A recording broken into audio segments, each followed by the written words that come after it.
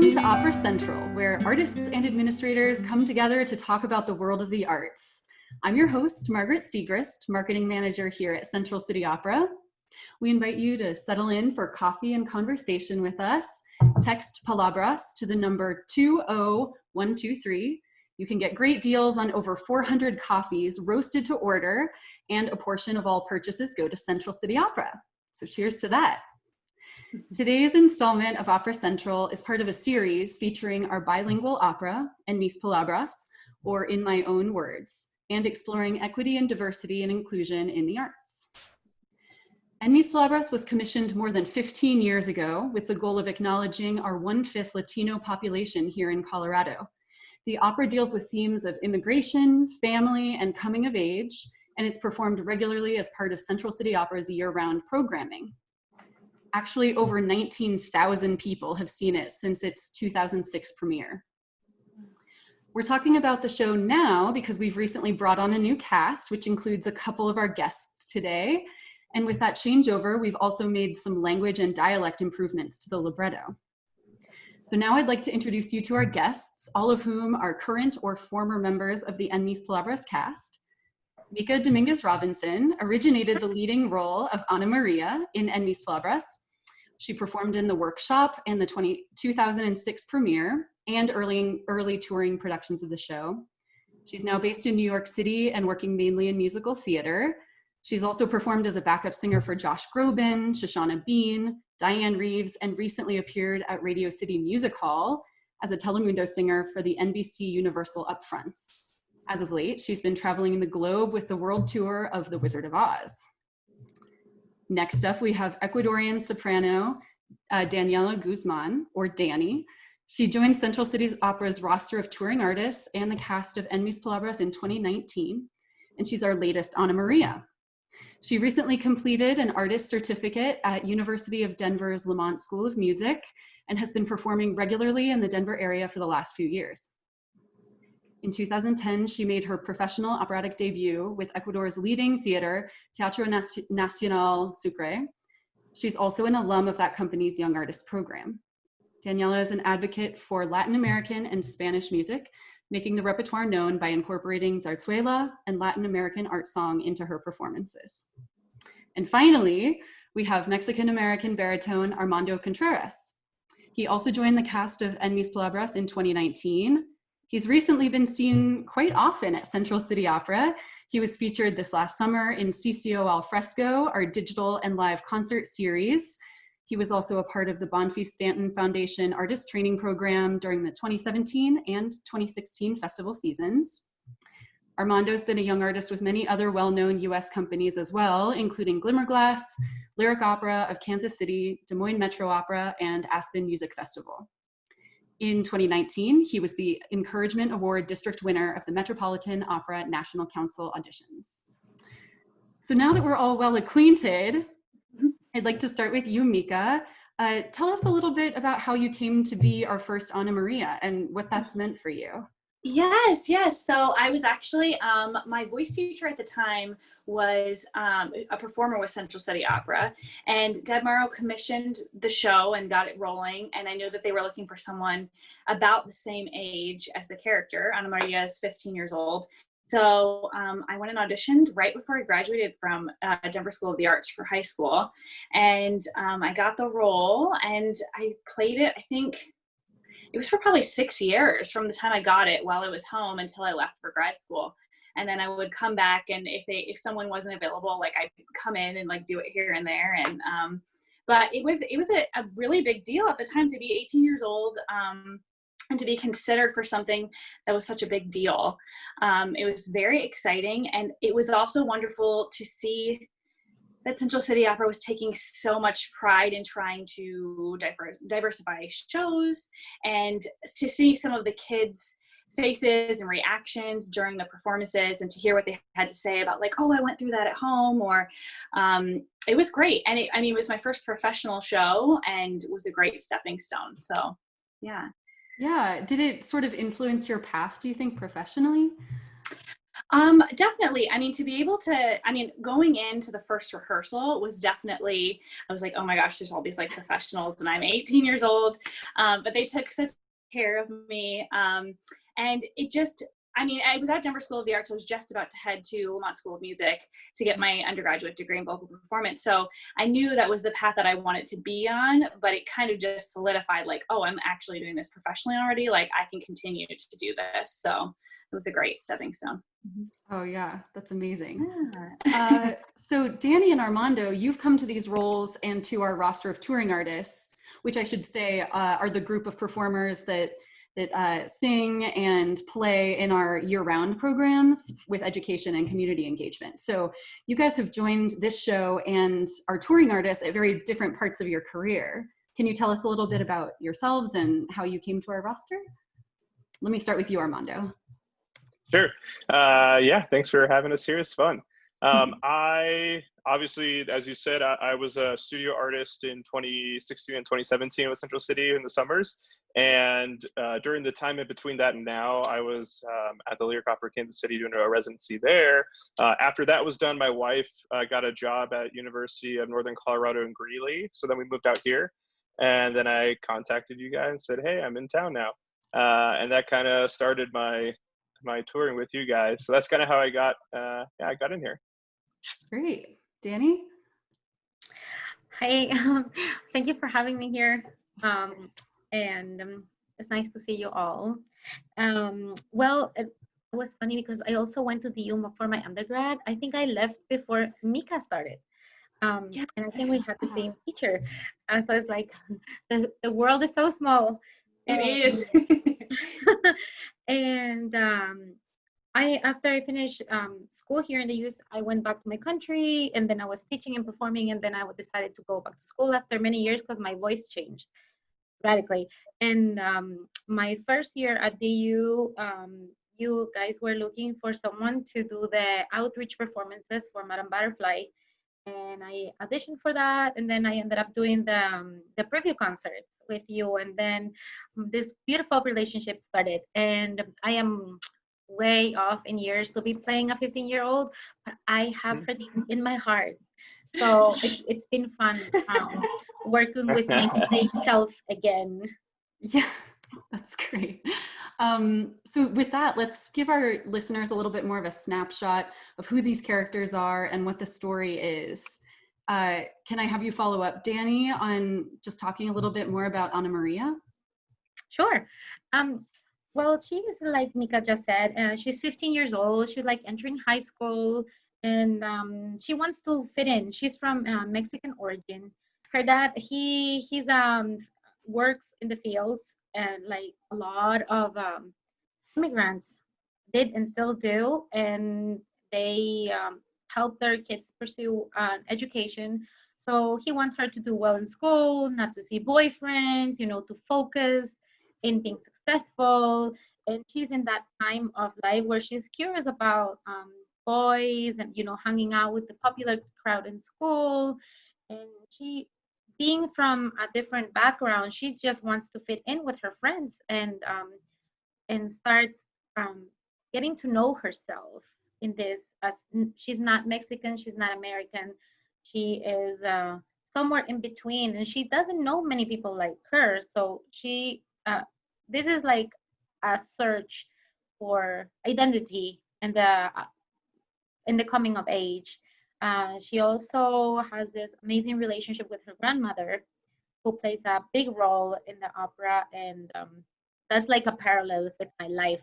And I think for a lot of Latinos, and that we sometimes grow up with our grandparents even closer than we do with our parents, because of different reasons like time, they work, whatever. And so it was very nice to see that she had that very, very deep connection with her grandmother, and that's like the voice of reason, and that like helps her settle things in. So it's a very endearing character. Yeah, absolutely. Anything to add, Mika? Maybe touch on her relationship with her brother? Yes, yeah. So her brother is Rodolfo, and I think he is someone who is I want to just be American. I don't want to even identify with the Mexican part of my heritage. And he is kind of Ana Maria's, um, when she wants to decide that she wants to be like, I'm going to walk on the American line and not like talk about my Mexican heritage, he is there for her, and he's there to be like, oh, I can help you. Like, let me show you how to do this. And so, but he doesn't speak in the opera. He doesn't sing in Spanish. He doesn't speak in Spanish. Ana Maria is still singing in both. She'll sing mostly in English, and then eventually, there's some words that are kind of Spanglish still. But he's like completely crossed over to, I don't want to have anything to do with this. Yeah, yeah. All right, so Armando plays the father. Tell us about your character. Yeah, so Esteban's the father, and just like they've been saying, it's a very strained relationship that he has with Ana Maria, and especially Rodolfo, because he is from Mexican heritage and the Mexican tradition, and it's really the balance between his kids trying to embrace American tradition and me saying, well, what about what I brought you up on? What about our Mexican heritage? What about the Mexican tradition? And trying to balance the two. And he's very stubborn about trying to, keep them with him pretty much, and keep them in the tradition of the, Hispanic heritage. So it's pretty difficult for him, obviously, and pretty difficult for everyone in the family. Just trying to understand each other, I think, is the big common theme, is that there's so much miscommunication in what Ana Maria is learning in school and what she's learning from American culture, and how I'm pretty much not involved with that, working in the fields and just really consuming my time with work and trying to take care of my family. So yeah, it's a very, very difficult opera, but very, very good in the end, I think. Yeah. So we started touching on it a little bit, but can you guys explain a little more what it means when we say it's a bilingual opera? Mika? Sure. Sure. So like you were saying, for bilingual, it's not just in one language. So we have some of the characters singing fully in English. Some of them are singing not all the way in Spanish, but mostly in Spanish. Like her father is singing mostly in Spanish. Like he was saying, he is kind of stubborn. So I think he's like, I don't want to have anything to do with the other part of the culture. Yeah. Her abuela does sing more in Spanish because that's the culture that she's most comfortable with. But she tries to understand Ana Maria, and she'll say things in English to try to understand her. So you do have English and Spanish going on throughout the whole opera. Yeah, absolutely. And that's not something we usually see in opera. Opera, it's very familiar to hear opera in all different languages, but not often many languages in one opera. So it's kind of a cool thing. So since this show was written, Central City Opera has committed to casting the role of Ana Maria with only singers with Latinx background. We also make a point of, hey, thanks. We also make a point of seeking out the most diverse cast of characters we can for the other roles as well. And yeah, as we all know, that's not necessarily common practice in opera for many different reasons, to cast with racial or ethnic accuracy. So I would love to hear from all of you. Does your Latinx background play into your performance in En Mis Palabras? You all have such varied backgrounds within that, Could I start with you, Armando? Sure. Yeah, so I am kind of first generation, mainly second generation American. My mom is from Mexico. She's from Sonora, and my dad's family is from Chihuahua. I wouldn't really characterize my relationship with my family like En Mis Palabras, but my dad and his parents, I think that's more of his generation, because in that generation, the family did want you to embrace your Mexican heritage, but when you went to school, you really weren't allowed to speak Spanish. Like my dad and my mom weren't allowed to speak Spanish when they were in elementary school, even though that was their primary language. So they grew up in a culture where you really didn't want to embrace your Hispanic heritage back in the 70s and the 80s. So they grew up really wanting to be American and really learn English. So much so that when I was born, they kind of made it a point that I didn't really speak much Spanish, and I learned a lot from my grandma. And they spoke kind of Spanish to me, but it really wasn't a super important thing for me because of kind of how they grew up, that it just wasn't, it wasn't really accepted to be bilingual, to know Spanish, especially where they grew up in Los Angeles. But it's informed me, of course, because I knew this story is what my parents went through. Like, this is exactly what my parents talk about. It's exactly the relationship that my father had with his father. I know my grandfather was definitely stubborn and definitely just tried to take care of the family and embrace, Hispanic culture. And he's from Chihuahua, so they always went to Chihuahua and always visited family, and that was really important to them. So having that balance of what it is to be an American and what it is in your family heritage was a battle. So yeah, I think I took a lot from that, and I really was able to kind of channel all that I've heard and even experienced with my grandparents. So yeah, it helped a lot to be informed. Yeah. How about you, Danny? Well, I didn't grow up here, so but there are like so many similarities. Like I remember having a lot of friction with my mom as a teenager, and even though not the same things, but it does touch on like a lot of familiar experiences.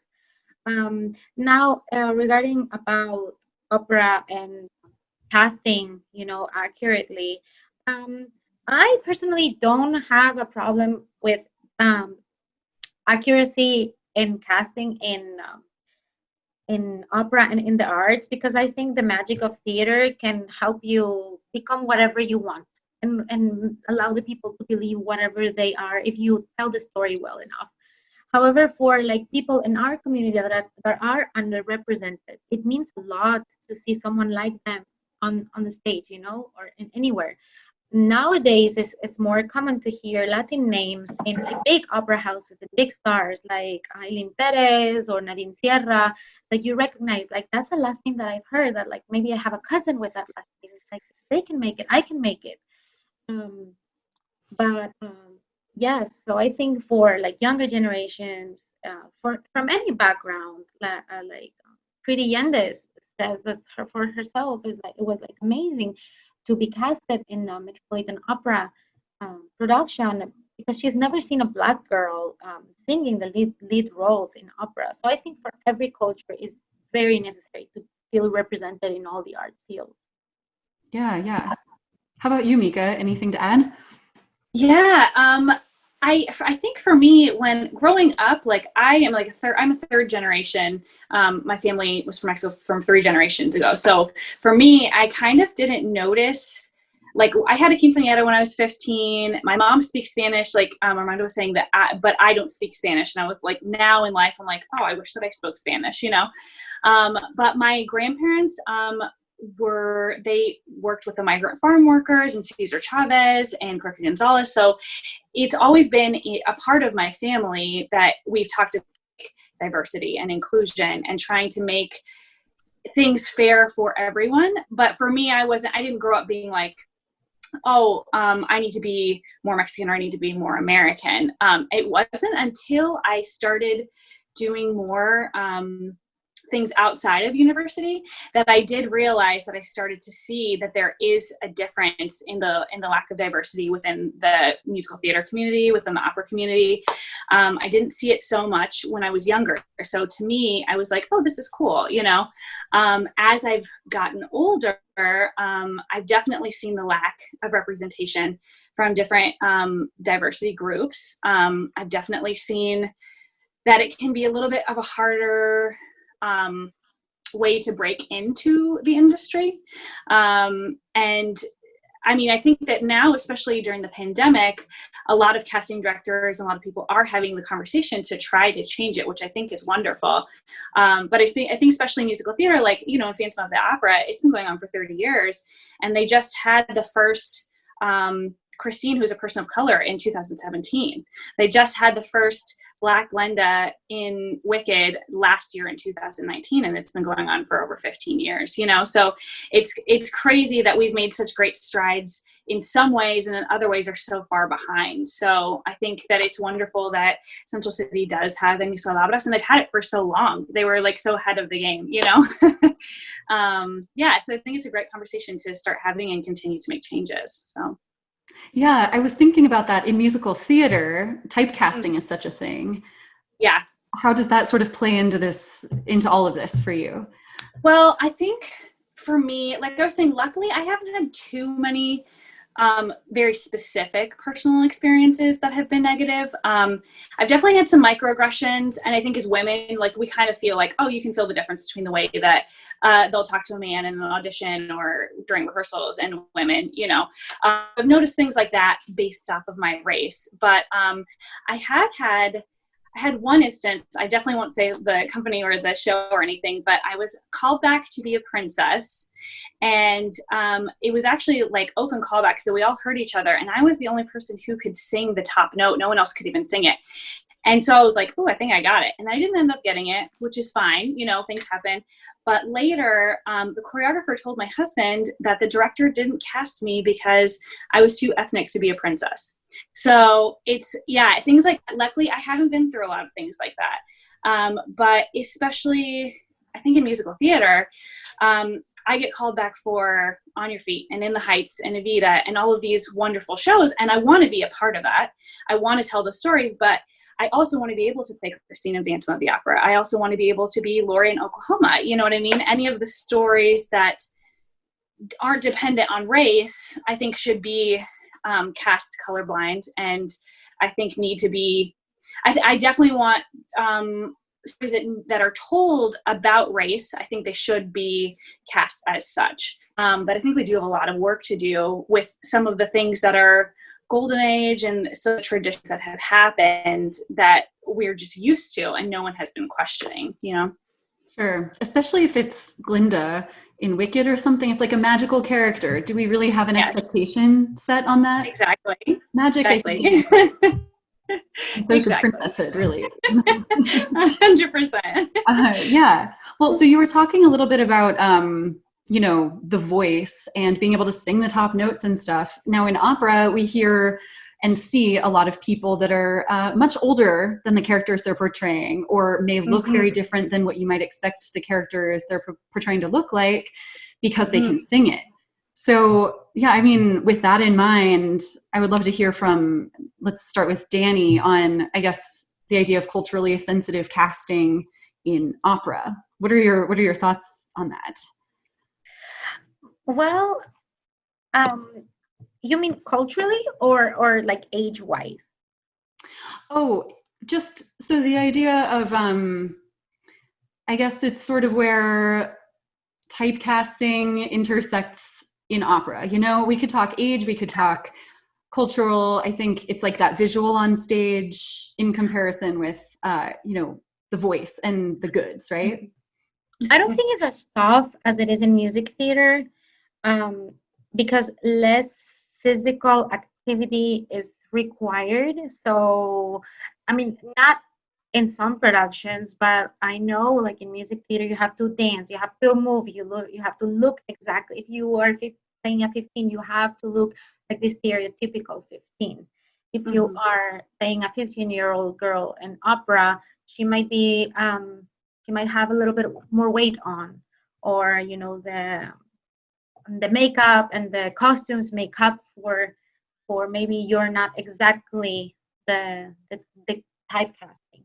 But it does affect. I mean, if there's someone that sings the same in their same level and they are blonde and they're looking for a blonde, they will cast the blonde girl or the blonde guy. I mean, it's very subjective, and there are some stereotypical features that they remain in the arts, and I think it's changing now that equity in the arts is being more demanded from audiences and from the artists themselves. Like there are so many wonderful people of color that are now studying in like top conservatories and like top universities, and they perform as well as their equal counterparts from other like racial backgrounds that have always been into those kind of Ivy League schools or conservatories. So I think that's very important. It begins from like schooling a level all the way to in the professional houses. But yeah, opera I think is a little more forgiving in that sense than music theater. Sure, sure. You hear about Tetrazzini being much larger than maybe someone dying of consumption on stage should be. Of course. Yeah. Productions, yeah. Yeah, and some characters do require, some characters do require like a more mature voice that, of course, a 20-year-old is not going to have. So, yeah, in that sense, they're required to be more forgiving because they need the girl or the guy to actually be able to sing what's written on the pages. Yeah, absolutely. Armando? Yeah, I think racial inclusivity is very important for opera. Just like I said before, you have a different perspective from someone that might be able to relate to the character more than someone that can't. This is kind of the, a simple thing is that you get more in depth with the character that you know, that like I know this story, I've lived this story, and those things are important and are sometimes not looked at when casting, right? Looks sometimes take over someone that might be informed on the character. And then two, being racially inclusive shows the public and shows people that there are some beautiful singing people of color, people that are minorities. There's some gorgeous singing out there, and that they can handle these roles, whether that is a stereotype that is real or not. There's so much beautiful singing out there, and I think it shows that people of color or people that are minorities can do have something to say in the opera world, in a mainly white opera world, and can contribute and show something spectacular. Some of my favorite singers are people of color, like Leontine Price, Jesse Norman. I mean, I can go on with just like, Placido Domingo, singer-wise, it was amazing. So there's just so many different people, persons of color that can contribute so much, and it's beautiful to see. Just like Danny was saying, that there is a trend that now people of color are really doing a lot of great things in opera. So it's great to see, and I think it's very important. Yeah, absolutely. So as we've sort of talked about, listening to and amplifying diverse stories is a big part of why we actually started this Opera Central series. So more broadly, I would love to open up the conversation if you'd be willing to share more about your experiences as people of color in the opera and the arts, and even more big in the society we live in. I would love to hear that. Can I just keep you going with that, Armando? Sure. This is a big question. So it is. I'll go society first and then opera.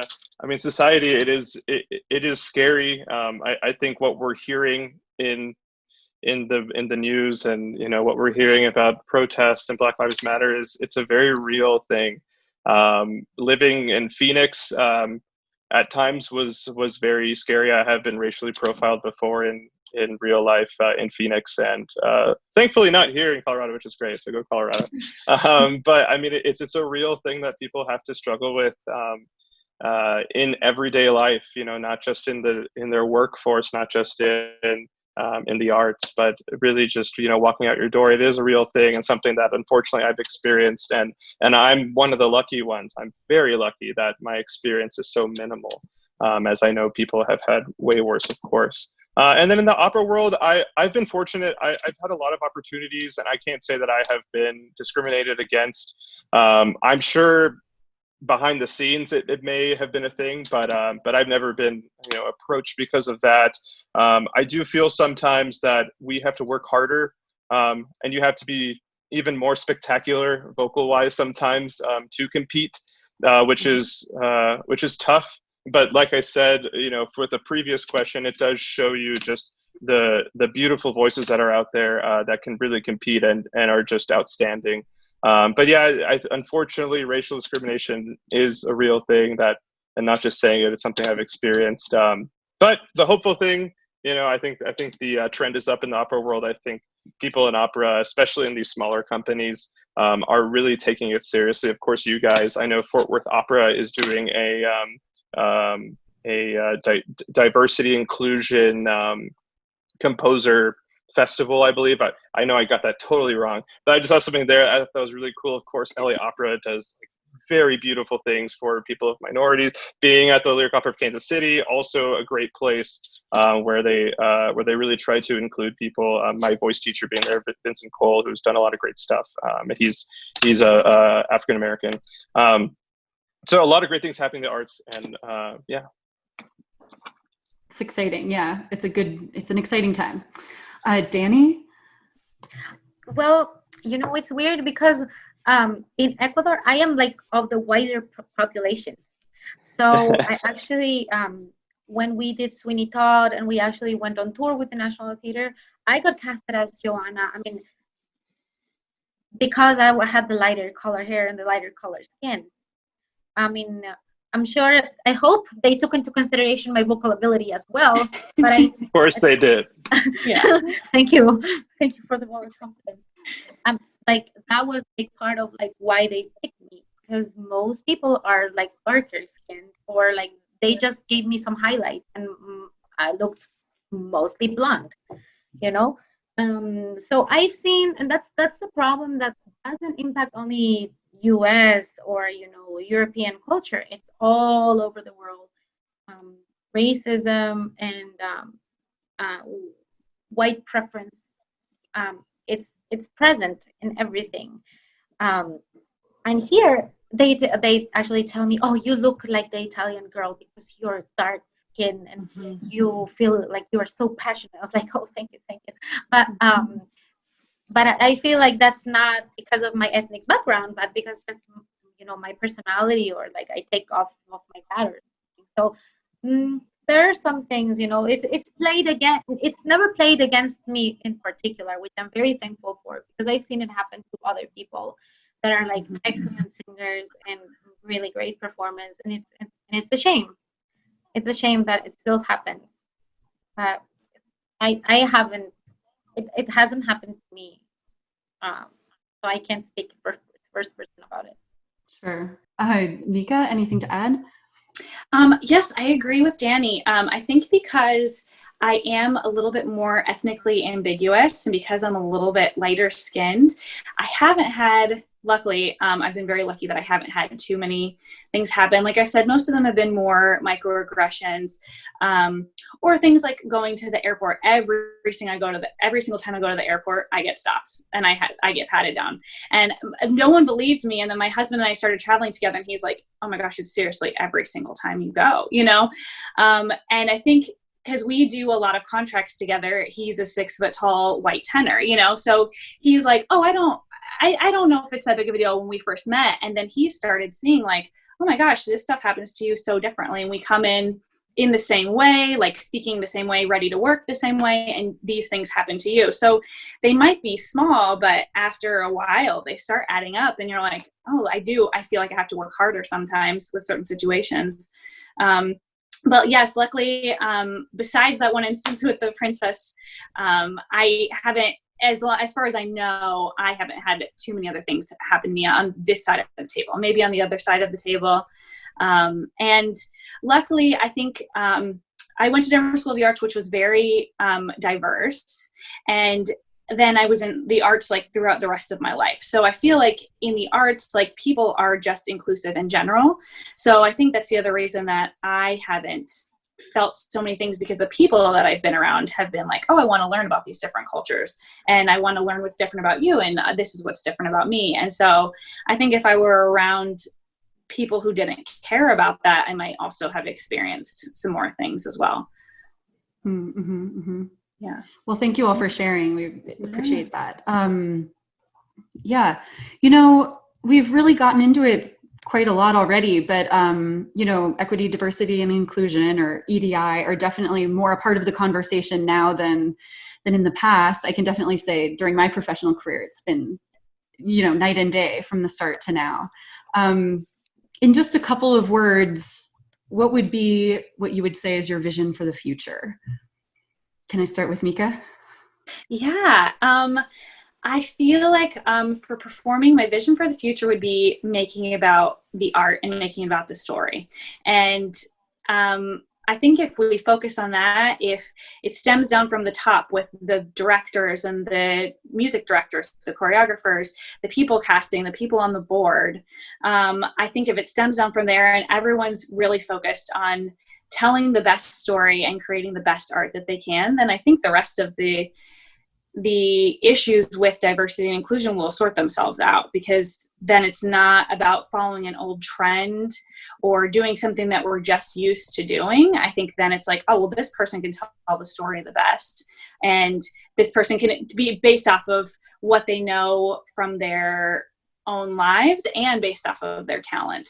And I think if we start casting and performing like that, then it will all just come together the way that it should. Love that. Armando?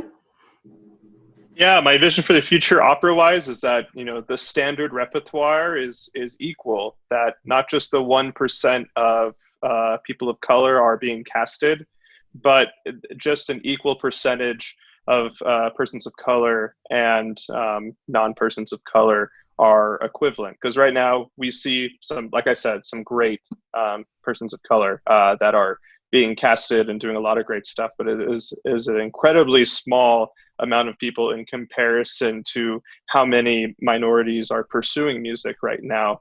Just like Danny was saying, people in schools, a lot of great people in schools right now that are doing well, and of course in the young artist level, and then of course, you know, people that are trying to get management. So in the future, I just hope that specifically for standard repertoire, you know, like Bohème, Carmen, all that kind of stuff, that we are looking at people to pursue those roles, not because of what they look like, but because of how they are as an artist, how they express the music. That's my hope. Great. Danny? Yeah, same for me. I wish for the arts and opera, and that there's greater representation, and that at some point, like, people just won't carry your ethnic background and just see everybody within the human race, and that's it. You know,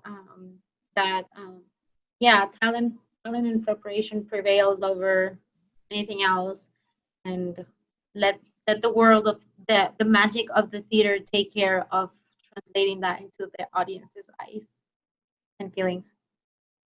Great. Well, on that really inspiring note, I love that. I think I'm going to wrap this up for today.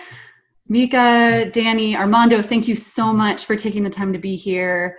Great conversation, for sharing your stories. And to everyone who tuned in, thank you for listening. You can find more episodes of Opera Central on our website at centralcityopera.org, and you can learn more about En Mis Palabras and our ongoing programs there as well. Thanks for being with us today. Thank you. Thank you for having us. Thank you. Yeah, it's great.